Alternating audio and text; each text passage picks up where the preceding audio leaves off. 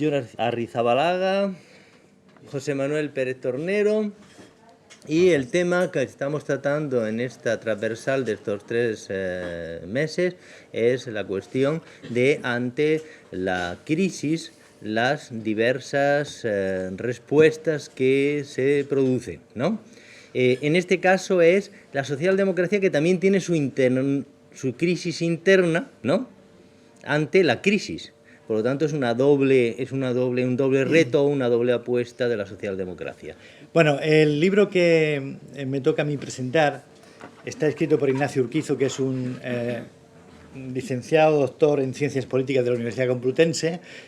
Trata sobre la crisis de la democracia, pero se pregunta si la crisis es realmente una crisis del pensamiento socialdemócrata o es una crisis más profunda, y anunció que su tesis es que estamos asistiendo a una crisis de la política y a una crisis de la democracia. O sea, no solamente de uno de los actores básicos de los últimos años en el entorno político. Antes de entrar con su texto, me gustaría decir que el análisis político lo podríamos dividir por lo menos en 3 dimensiones, ¿no? La primera es la dimensión de los valores o de las ideas, de los grandes objetivos que persiguen los agentes políticos o incluso los ciudadanos, sobre los cuales es obvio que en los últimos siglos nos vamos poniendo de acuerdo. Los valores y las ideologías tienen una relación. Las ideologías son algo más que los valores. No es simplemente un conjunto de valores o ideas, sino es también una doctrina, un relato, una historia, a veces unas convicciones y muchas veces unos axiomas. Los partidos son organizaciones de personas, organizaciones históricas, instituciones que tienen unos reglamentos y unas funciones, y luego están los gobiernos. Los separo para luego atribuir las crisis o los diferentes problemas a uno de estos 3 niveles de relación, ¿no? Ignacio Urquizo arranca preguntándose si estamos en una crisis de valores, como planteaba Tony Judt en un libro que se llamaba Algo va mal, escrito en el año 2009, y diciendo, básicamente, hemos perdido los valores de siempre, la ideología clásica de la izquierda, nos hemos desencantado y esto nos ha llevado al fracaso. ¿Por qué se han producido estos cambios? ¿Cuáles son los cambios? Urquizo habla de 3 etapas en la socialdemocracia europea. La primera es la que llama la etapa de integración y de integración de ideas, de credos, de doctrinas, de pensamientos, de filosofía, que hacen un cuerpo sólido, común, un consenso básico de actuación, tanto en lo político como en lo doctrinal, en lo ideológico, y también de metodología política. Ese tronco común no lo explica Urquizo, pero he hecho yo una especie de diapositiva aquí para contarlo. La parte de mi derecha sería la parte explícitamente socialdemócrata, que arranca desde del pensamiento de Owen, Saint-Simon, los socialistas utópicos, pasando por el socialismo fabiano, inglés, con los esposos Webb, Bernard Shaw, etc. La parte de la derecha es la parte que luego acaba en el Partido Comunista, pasando por el marxismo, pero es el comunismo original de la Revolución Francesa, de Babeuf, de Etienne Cabet. He puesto también Bakunin porque, de alguna manera, en los tiempos originales de formación de la aspiración socialista no había mucha diferencia entre unos y otros, compartían de base bastantes ideas y bastantes pensamientos, y la ruptura entre lo que es la corriente comunista y socialista se produce en 2 etapas. Una en 1879, cuando se forma en Alemania la unión de lo que podríamos llamar la UGT de aquel momento, que era la Asociación General de Trabajadores, con el Partido Socialista Obrero Alemán, y fundan el primer partido socialdemócrata, que viene inspirado por Bernstein, básicamente, y hay ya una apuesta decidida, porque luego lo veremos, que la toma del poder se hace básicamente a partir de la colaboración con las instituciones parlamentarias que otros llamaban burguesas.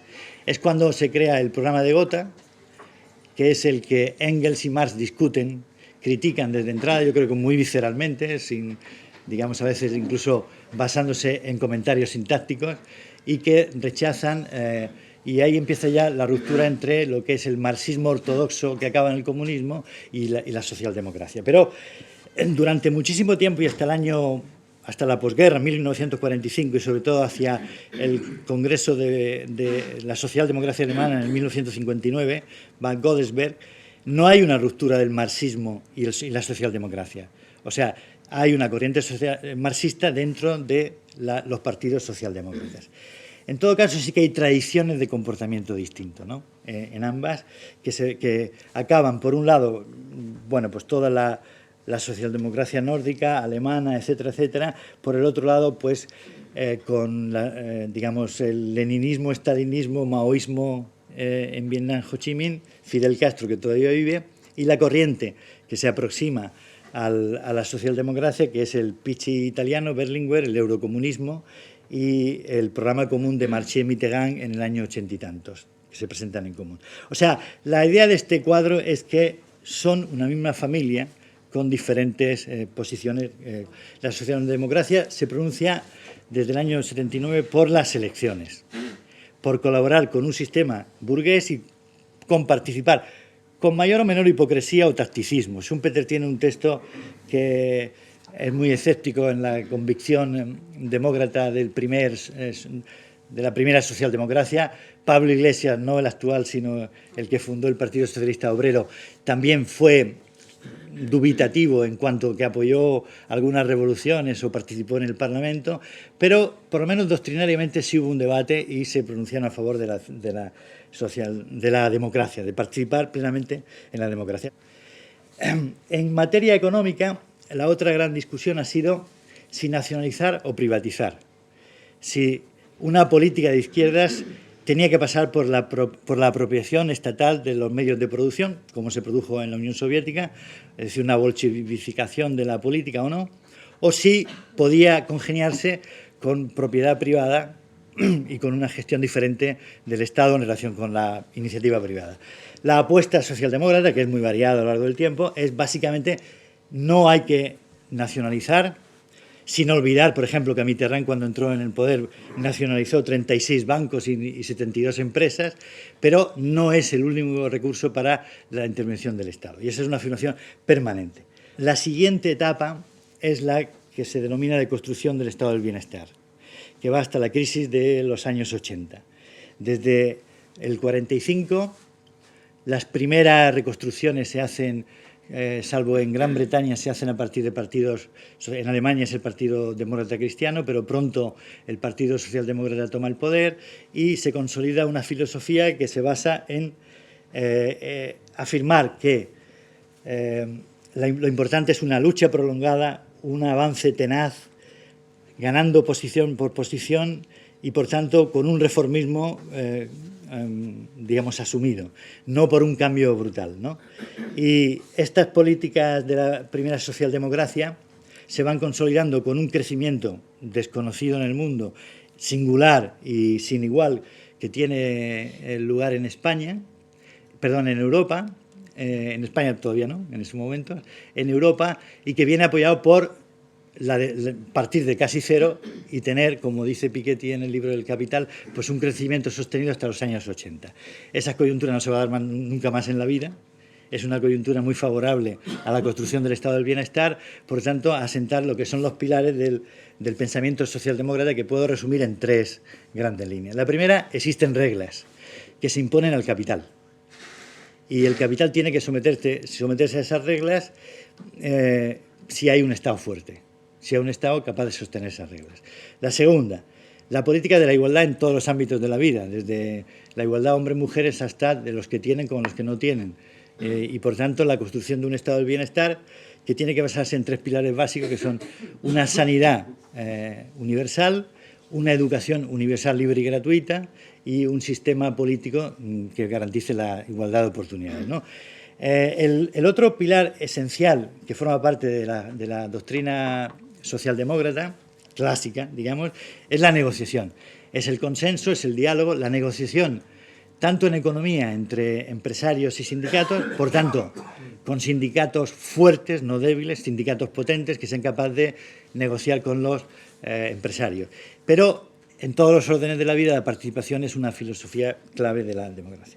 Cuando se produce la primera crisis del año 70 y pico, que es cuando el petróleo sube descaradamente de precio, ¿no? Cuando se produce la primera, bueno, empieza Oriente Medio a generar problemas, lo sigue generando, ¿no? Pero cuando empieza a tener énfasis sobre Occidente, ahí veis un poco cómo evoluciona el precio del petróleo y cuáles son los gobernantes que le hacen frente. No sé si se aprecian los detalles, pero se ve que hay gobiernos socialdemócratas, primero Olof Palme y también en Noruega, luego el Helmut Schmidt en Alemania. En cambio, Thatcher vence a Callaghan pronto, en el año 1981, ya ha desbancado el pensamiento neoliberal que representa Thatcher a la socialdemocracia, mejor dicho, en aquel momento el laborismo clásico de Callaghan, y mientras, curiosamente, en Francia y en España se instalan dos líderes socialdemócratas estilo clásico, diferentes, de estilo clásico, más clásico Mitterrand que Felipe González, ¿no? Felipe González no se soporta en un Estado fuerte, porque no lo había en aquel momento. Mitterrand destina el 3% del PIB, es gasto público del Estado, o sea, Mitterrand sigue la consigna o el estilo bonapartista que asienta la democracia en un Estado fuerte, con funcionarios independientes, funcionarios bien formados y con un Estado que gasta mucho en servicios públicos y una buena parte del PIB a su cargo. Sin embargo, Felipe González tiene otra opción, ¿no?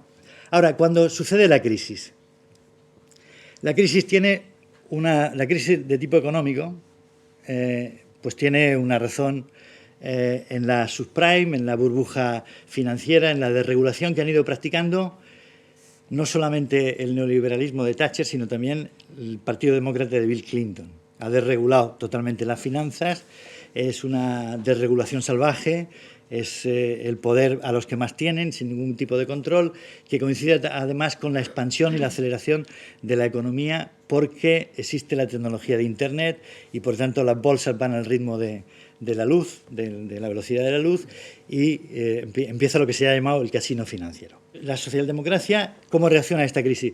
Primero, moderándose o derechizándose de alguna forma, o sea, pasándose hacia el centro. Segundo, con cambios muy sólidos en los programas económicos, porque hasta ahora se había guiado por el keynesianismo y a partir de ahora cambia la opción económica, y apostando por una integración, una gobernanza mundial que significa que en Europa se constituye la Unión Europea paso a paso después del mercado común. Ahora, esto es un poco de mi cosecha. Hay dos crisis simultáneas que no queremos reconocer y que nos cuesta reconocer, pero que los atentados de Francia nos ponen sobre la mesa. Primero, una crisis económica muy prolongada. No empieza la crisis económica en 2007, la crisis económica empezó, o sea, los ciclos de crisis económica, pero la más reciente empezó con la sustitución de las nuevas tecnologías y la sustitución de muchos transportes clásicos a partir del año 2000. Es cuando Estados Unidos se hace con todo el poder de las .com. Sigue estando Estados Unidos tiene el monopolio de todas las .com en el mundo en la actualidad, o de casi todas las importantes, pero en aquel año se aprecia cómo ha habido la desregulación financiera ha inflado la primera burbuja de las .com. Como crisis económica, esto se reproduce en el año 2009, cuando ya la burbuja no es solamente de nuevas tecnologías, del Nasdaq, sino que se aplica también al capital inmobiliario, o sea, al capital, a las hipotecas, digamos, ¿no? Pero hay una crisis militar, una crisis de guerra que es paralela, que es lo que Naomi Klein ha llamado la doctrina del shock. Es decir, que tiene que ver con las catástrofes naturales o con las guerras provocadas, que empieza justamente con las Torres Gemelas, y de la cual estamos teniendo ahora una segunda repetición en Francia, ¿no? Las Torres Gemelas lo que provocan es la invasión de Irak, pero más importante que la invasión de Irak, la ley patriota, que proclama en el 2011 Bush y que confirma en el 2005, que significa, perdón, en el 2001 y que confirma en el año 2005, que es la anulación prácticamente de la libertad y asegura la vigilancia total del individuo, ¿no? Que es el riesgo que estamos corriendo ahora. Pero, además, esto se recrudece con las primaveras árabes, que, por cierto, también trabajan las .com sistemáticamente, Facebook, y que está sostenida por Obama. Todas las primaveras árabes están rápidamente sostenidas por Obama, no sé si buscando el invierno que viene después o haciendo un acto de frivolidad importante. El caso es que las primaveras árabes nos han llevado a los inviernos árabes, y en el 2011 ya tenemos la guerra siria, la guerra civil siria, que puede ser la espoleta de un conflicto geopolítico brutal, sobre todo para Europa, pero que refleja el abandono de las políticas europeas geopolíticas y de la conexión de una política, digamos, muy localizada en problemas electoralistas, sin atender a las grandes desigualdades mundiales que se están dando en este momento. Bueno, me quedan 3 minutos, voy a ir muy rápido y me dejo. ¿Cómo responde la socialdemocracia establecida a este reto de la crisis, del fracaso de Callaghan en los países anglosajones y la crisis de la socialdemocracia clásica? Bueno, pues Tony Blair representa el símbolo de cómo se puede derechizar la socialdemocracia, cómo puede convertirse en un pensamiento banal, individualista, en nombre de una tercera vía, que también responde Schroeder a esto, abandonando los principios colectivos. Si leen la frase, si se puede leer la frase que está aquí puesta, verán cómo hay nociones que provienen del pensamiento thatcheriano: éxito social, individualismo, apenas hay apelación a lo colectivo, y con una sociología bastante difusa, que es la de Giddens, que habla del riesgo, pero no en términos de Beck, de riesgo sistémico y riesgo problemático, sino de riesgo como valor, coraje, oportunidad, que es el eslogan y el mantra de escuelas de negocios como ESADE, ¿no? Y hay un abandono, pero sintonizado. En aquel momento la Internacional Socialista forma un grupo con Felipe González y Gonald Brundtland, que era la primera ministra noruega, para renovar la socialdemocracia, el pensamiento ideológico de la socialdemocracia. Clinton, Hillary, Bill Clinton, Tony Blair y Schroeder lanzan desde el gobierno la contraideología a esa propuesta socialdemócrata. Y bueno, y de aquel polvo estamos viviendo estos lodos, ¿no? Este cuadro que veis explica un poco la crisis en España. Este y uno que voy a poner a continuación. La socialdemocracia es un partido que quiere gobernar. No es un partido que quiera ser ni de oposición en todos los países. Que quiere gobernar y que quiere cambiar la sociedad, pero que quiere gobernar y que se ve obligado a captar o bien un electorado amplio o bien hacer alianzas con partidos que están a su izquierda y a su derecha. ¿Por qué? No por una traición ideológica, sino porque en Europa no se puede gobernar desde un solo partido. Es muy difícil gobernar desde un solo partido, salvo que tengas un sistema electoral como el británico, que es el que concede las mayorías. Y además porque está en la filosofía de la socialdemocracia, pues el compartir valores, negociar y llegar a consenso. Bueno, pues, pero también es verdad que el electorado responde a los partidos de gobierno en función de si la economía va bien o va mal. Pues ahí veis un poco cómo las crisis económicas, cómo se ve que el que aguanta crisis económicas y sostiene un periodo de aguanta es Felipe González. Cuando Felipe González sube el año 80, no solamente los problemas internos que tiene el gobierno, pero la crisis del 80, pierde las elecciones, viene Aznar, coge la burbuja inmobiliaria, lanza la desregulación de los mercados en España, sube hasta que se produce en el año 2004 una crisis. Yo he puesto ahí los atentados de Atocha, que tiene que ver con lo siguiente, es decir, Zapatero le da al gobierno prácticamente la deslegitimación que sufre Aznar a partir de la incredulidad de lo que pasa en Atocha. Para demostrar esto mejor, utilizo este gráfico. Este gráfico es un indicador del CIS sobre la legitimidad que la opinión pública atribuye a los políticos. Y veis cómo siempre que hay un cambio de gobierno, este es el mejor indicador de quién va a ganar las elecciones. Si la va a ganar el gobierno o las va a perder. Si se produce un fenómeno de deslegitimación, lo pierde, y si es al contrario, puede ganarlas. Pues veis cómo en el año 2002 se produce una deslegitimación, viene de la crisis, pero viene de Felipe González, y de pronto Aznar remonta hasta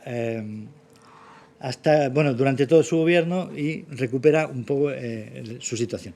En el año 2000, cuando se producen los atentados de Atocha, es cuando hay, en una noche prácticamente, en 2 noches, los votantes pierden confianza en el señor Aznar y en sus ministros, y se produce una deslegitimación del poder. Y ahí Zapatero es capaz de recuperar, pero Zapatero, desde el inicio hasta el final, pierde legitimidad política. Me voy a centrar en una propuesta concreta llamada la teoría de la revolución conjunta, que un geógrafo crítico británico ha desarrollado y que se inserta en el marco de una tradición de economía política marxista, aunque muy heterodoxa, muy sofisticada, muy elaborada en relación con las posiciones que los que tenemos ya una determinada edad pues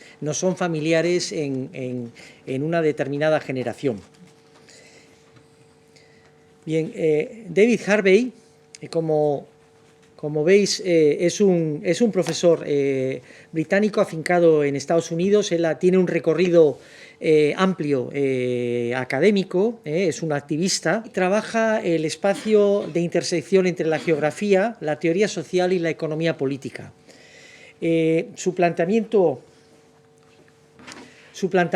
obviamente, no hace falta decir que es el de una geografía crítica, reivindica una geografía holística, incluso habla de un materialismo histórico-geográfico como un label, y uno de los temas, sus influencias reconocidas son las de Marx, Engels y el sociólogo francés Henri Lefebvre, y uno de los temas en los cuales él pues, ha trabajado desde los orígenes y que es una referencia importante para entender su pensamiento es esta idea del derecho a la ciudad, como un derecho no solo a vivir en la ciudad, sino también es un derecho para configurar adaptar, digamos, los entornos de vida a las necesidades y los deseos de uno. La obra que vamos a presentar es un libro donde nos explica cómo el capitalismo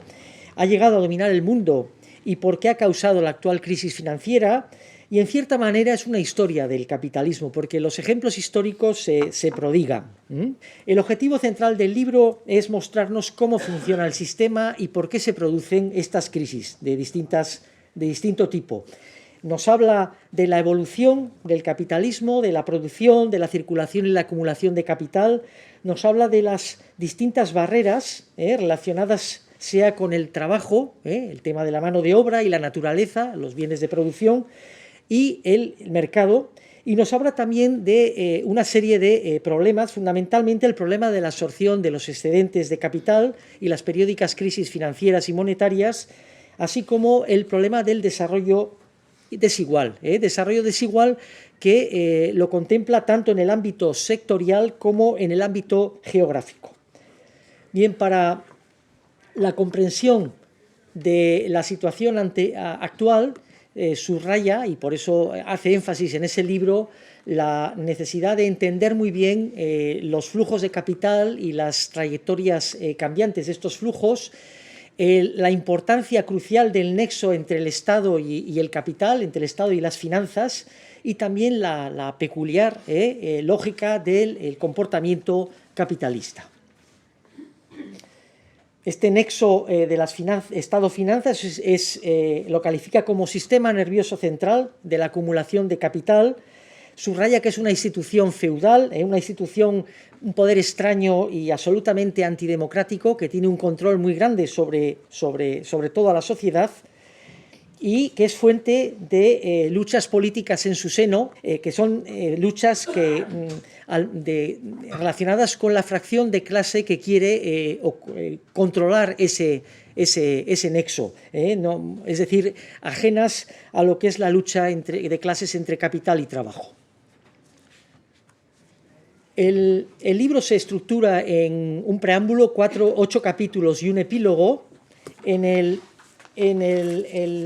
El primer capítulo es una breve historia de la última crisis, desde los desahucios hipotecarios de la subprime en Estados Unidos, porque él es profesor en Nueva York y el foco es desde luego Estados Unidos, y además el libro está escrito en una época en la que empiezan a notarse los efectos de la crisis en Europa, pero no tanto como van a notarse después, hasta el hundimiento del sector financiero estadounidense. El capítulo segundo lo que nos aborda es las condiciones para la acumulación del capital a lo largo de la historia y las barreras potenciales que se ha topado el capital frente a la dinámica de crecimiento perpetuo. En los capítulos 3 y 4 se examinan estas barreras potenciales, tanto la mano de obra, de lo que es conocido en el argot clásico como el ejército de reserva industrial, los bienes de producción, es decir, los recursos naturales, la naturaleza, y la entrada en el mercado de las nuevas mercancías, en términos de objetos y de servicios. Los capítulos 5 y 6 lo que abordan ya es el problema del desarrollo desigual. Desarrollo desigual sectorial, abordando, él plantea una teoría, una interpretación de la evolución del capitalismo a partir de 7 esferas de actividad, que luego veremos, y también la geografía desigual en el desarrollo del capitalismo. Que una geografía con una perspectiva crítica, holística, que es una aportación propia, nos permite conocer y comprender las nuevas geografías urbanas, los desplazamientos y las desposesiones. El capítulo 7 se aborda la cuestión de las consecuencias de la evolución capitalista en clave de destrucción creativa del territorio y de creación o recreación de nuevas relaciones espaciales para las interacciones humanas y también el surgimiento de lo que llama la segunda naturaleza remodelada por la acción humana. Y finalmente el 8º capítulo, pues con ese título simplemente lo que plantea es qué podemos hacer. Él habla qué hace nuestro movimiento y propone la creación de un partido anticapitalista o partido de la indignación moral contra la economía de la desposesión.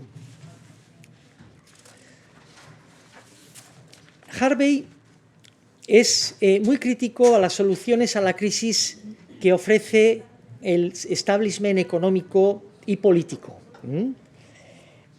Es muy crítico a los programas de ajuste estructural y es muy crítico también a los programas de inundación con exceso de liquidez de las economías nacionales por parte de los bancos centrales. Hace un análisis demoledor de las corrientes económicas imperantes en el establishment. Afirma que ni entienden los riesgos sistémicos ni saben qué hacer con ellos, y pone en ese sentido el ejemplo del comportamiento del Fondo Monetario Internacional. Considera que carecen de una concepción sistémica de la naturaleza de los flujos de capitales y que la teoría económica la han reducido a sofisticadísimos modelos matemáticos, bien conocidos de todos, que nos alejan de esta comprensión crítica y nos llevan a un cierto esoterismo, ¿no? Según Harvey, la teoría marxista, en cambio, el riesgo sistémico en ella remite de forma indirecta a las contradicciones fundamentales de la acumulación del capital. Él afirma que el capital nunca es capaz de resolver su tendencia a la crisis, solo desplaza la crisis en círculo a su alrededor, de un lugar a otro del mundo o de un problema a otro. Y finalmente afirma que el capitalismo regularizado y ético es un oxímoron, que no existe, y es un error fundamental pensar que el capitalismo puede comportarse de esta manera. Bien, vamos al modelo que él plantea de evolución del capitalismo, que, como digo, es un modelo en las antípodas de un determinismo economicista con el que estamos bastante familiarizados en nuestra educación sentimental, muchos de los aquí presentes. Este modelo está basado en 7 esferas de actividad social, y esas esferas van a ser después el fundamento de la teoría de la revolución conjunta que él plantea. En esas esferas, la primera de ellas es la producción de las nuevas tecnologías y formas organizativas. las relaciones sociales dominantes, los dispositivos institucionales, derechos de propiedad, contratos comerciales, las estructuras administrativas a los diferentes niveles intra- y extranacionales, los sistemas de producción y los procesos de trabajo, las relaciones con la naturaleza, la vida cotidiana y las prácticas reproductivas y las concepciones mentales del mundo, entendidas como normas culturales y sistemas de creencias. Para Harvey hay una evolución. A partir de estas esferas, el capitalismo se desarrolla con distintos ritmos y características en distintos escenarios del planeta. Y en estas esferas, la dinámica que se da entre ellas es una dinámica no determinista, es una dinámica donde domina la contingencia sobre la necesidad. Una dinámica en la que ninguna de estas esferas domina a las demás, pero tampoco es independiente de ellas.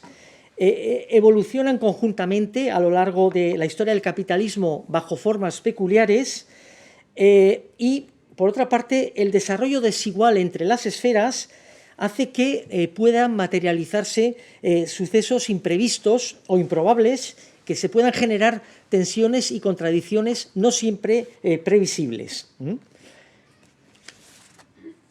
Por tanto, es a partir de este juego de esferas cómo fundamenta él una estrategia revolucionaria de cambio en la que basa su teoría. ¿Qué hacer? Bien, él constata que en este momento, en general, las crisis son momentos de paradojas y de posibilidades para el capitalismo, para refundarse, para sobrevivir, para mutarse, para metamorfosearse y conseguir continuar vivo, pero también son oportunidades para las alternativas socialistas y anticapitalistas. Afirma que desde 1980 el capital ha encontrado crecientes problemas para encontrar oportunidades rentables de inversión de excedentes y que en esta situación pues, se ha llegado a una situación de creación incluso de mercados ficticios para especular de forma incontrolada en activos. Y que esta crisis en concreto es una crisis sistémica, por tanto es una crisis que cuestiona la viabilidad, claramente, profundamente, la viabilidad del capitalismo como un sistema social y cuestiona también el marco teórico monetarista y neoliberal. Plantea que uno de los rasgos de este momento es la despolitización y la mercantilización de la política que ha hecho precisamente que aparezca de forma desnuda este nexo Estado-finanzas en que se estructura el capitalismo y que no gobierna a la clase, que no gobierna a los políticos, que lo que gobierna es la clase dominante y que hay un socavamiento de los gobiernos democráticos. El movimiento anticapitalista global que plantea construir para impulsar este cambio revolucionario lo postula a partir de una alianza amplia de descontentos, de indignados, de oprimidos y de desposeídos. Cabe entender por los dos primeros, los descontentos y los indignados, aquellos sectores que no necesariamente están acusando en primera instancia la opresión o la desposesión a que conducen las prácticas capitalistas, pero que son críticos ante la evolución del capitalismo y por razones diversas están posicionados en contra de esta dinámica. Y, por supuesto, los oprimidos se identificarían con lo que tradicionalmente se ha conocido como el proletariado y los desposeídos con esa nueva clase social que es el precariado. El propósito de esta alianza es la confluencia de movimientos, o representa la confluencia de movimientos políticos y sociales muy dispares, trascendiendo barreras de espacio y de tiempo.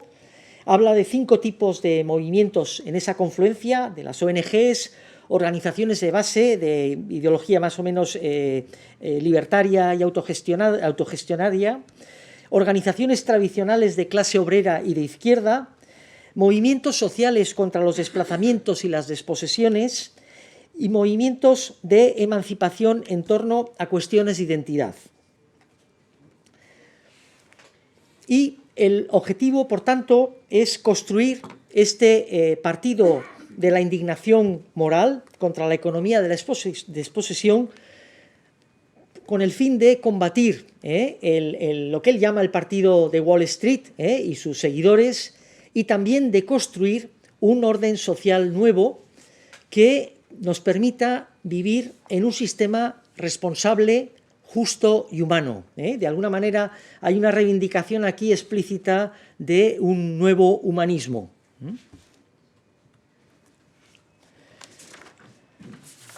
El cambio revolucionario, como ya he avanzado, puede empezar en cualquier esfera de actividad, puede empezar en cualquier lugar, en cualquier momento, pero es importante para que se produzca y para que se mantenga que haya movimiento dentro de esa esfera y movimiento de cambio, y que haya movimiento y relaciones con las otras esferas, que se establezcan alianzas entre las distintas fuerzas sociales en esta dinámica anticapitalista en favor de un refuerzo mutuo de esas corrientes que impulsan el cambio, y este es el sentido que le da al término revolución, el concepto de un movimiento en todos los sentidos de la palabra.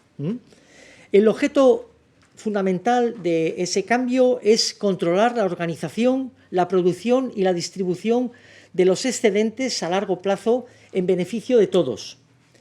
Para ello se plantea la necesidad de establecer un acuerdo genérico, un acuerdo de mínimos sobre objetivos comunes para una alternativa anticapitalista, y, por supuesto, hay también un reparto de las tareas específicas para los distintos grupos que están incluidos en esa alianza.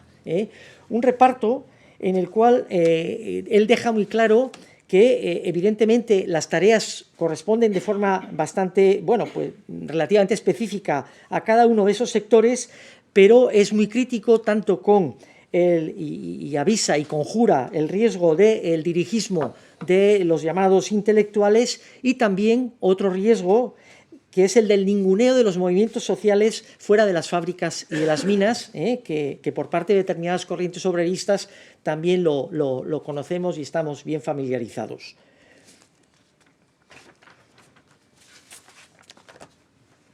Bien. Bueno, voy a acabar ya simplemente señalando los objetivos comunes que él plantea para una alternativa anticapitalista.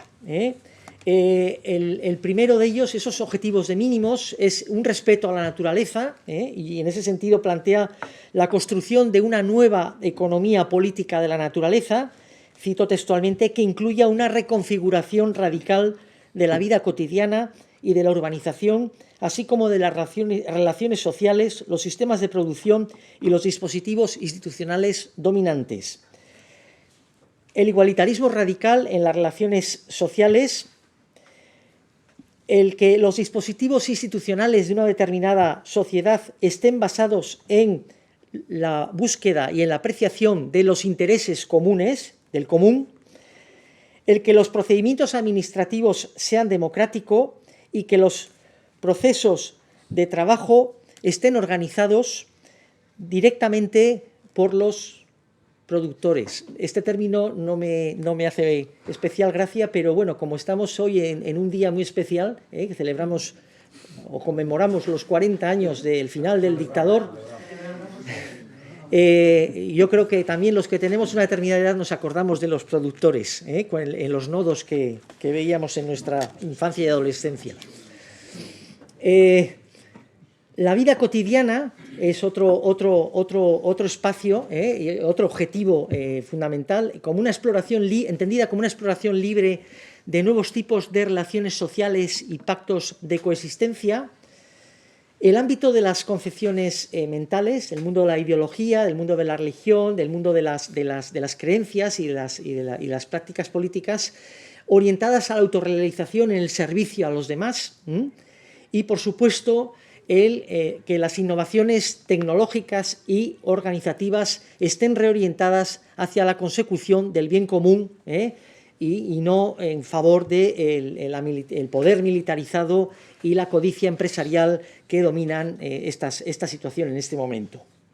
Bien, simplemente voy a acabar señalando una observación que Harvey, como marxista que es muy sofisticado, muy crítico, pero que sigue, no renuncia ni reniega, mucho menos todavía, de su ideología, afirma que la imposibilidad de ignorar al Estado y a la dinámica del sistema interestatal en el proyecto de cambio revolucionario que él propone. Creo que me parece que con esto ya está.